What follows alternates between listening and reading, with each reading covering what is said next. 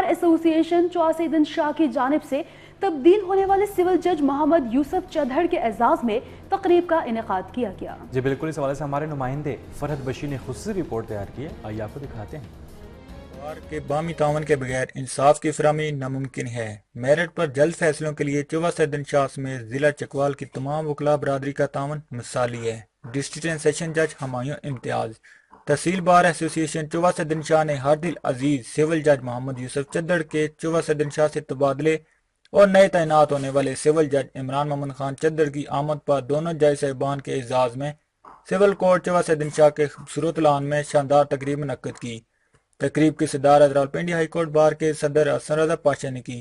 تقریب میں ضلعی عدلیہ کے جج صاحبان، ڈسٹرکٹ اینڈ سیشن جج ہمایوں امتیاز، ایڈیشنل سیشن جج محمد اسلم بٹی، ایڈیشنل سیشن جج حسنین رضا، ایڈیشنل سیشن جج محمد علی وڑچ اور سینئر سول جج سائرہ نورین نے شرکت کی۔